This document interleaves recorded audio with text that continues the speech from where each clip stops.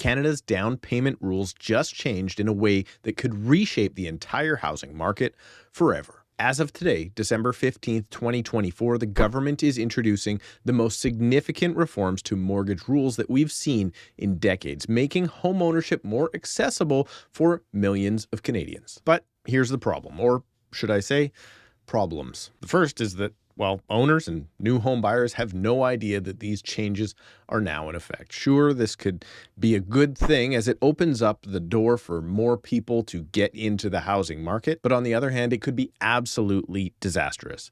With lower down payments, buyers may be tempted to stretch themselves thinner and thinner, taking on larger mortgages and more debt than they can realistically handle. Because this isn't just about buying a home, it's about avoiding disaster. Disasters like missing my next video by not subscribing to the channel. When I started out in real estate, I saw firsthand how difficult it was for many home buyers to save up that 20% down payment for higher priced homes. And these new changes could be an absolute game changer for so many people, but only if you approach them the right way. So if you're wondering how these new rules will impact your ability to buy or how to navigate this market without overextending yourself, you can book a call with me right now using the link in the description below at a time that works best for you. So to totally understand how big these changes are, let's look at an example. Say you're buying a home priced at $1.1 million.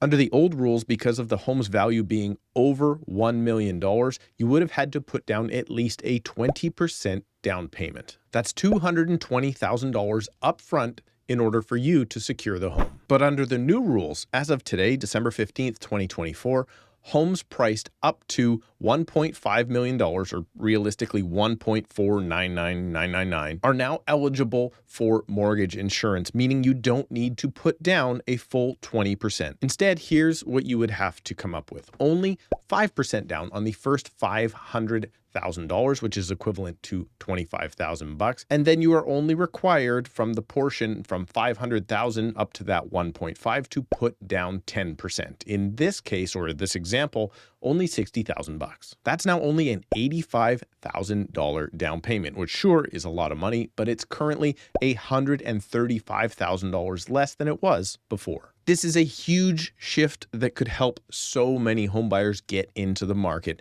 sooner. But remember, it's not without risk. Saving a smaller down payment means a larger mortgage and, well, that means larger monthly payments. So it's crucial that you plan carefully. And to qualify for this $1.1 million home under the new rules with only an $85,000 down payment and today's mortgage rates, you would need a household income somewhere around $235,000 per year. Or if you were a first-time buyer taking advantage of the new 30-year amortization, $220,000. And while the new rules do lower the initial money down, the stress test will hopefully ensure that buyers can handle the long-term costs of now higher monthly mortgage payments. Because previously, this same buyer with an $85,000 down payment making $200,000 to $230,000 or $235,000 a year would have been capped at the previously insured purchase limit of $999,999. Just say $1 million.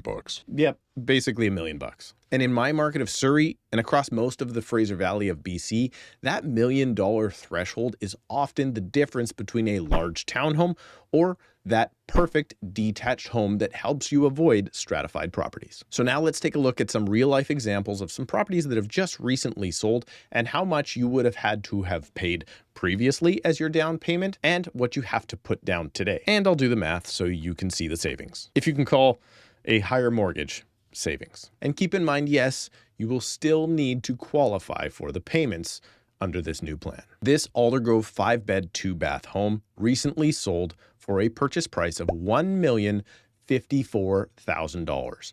Under the old rules, the down payment would have been $210,800. Under the new rules, it's only $80,400, meaning that the buyer of this property, should they qualify with a very large income, they don't need to save up an extra $130,400 to purchase the home. This home in the North Langley neighborhood of Walnut Grove has 3 beds and 3 baths. It was recently purchased for $1,225,000. It would have had to have been purchased with a minimum down payment of $245,000. $100,000. The new down payment, only $97,500, meaning that if this buyer bought this home now, they could have got in with, again, a larger payment, but a whole lot faster, not having to have saved the extra $147,500. And this 3-bed, 2-bath home in the Surrey neighborhood of Panorama Ridge recently sold for $1.44 million. The old down payment required was $288,000, and the new one is only $119,000. A difference, or savings, or lack of savings, I guess you would call it, of $169,000. But now let's look at the overall effect or damage that this might have on the market. This will likely cause property values of homes just over $1 million to rise.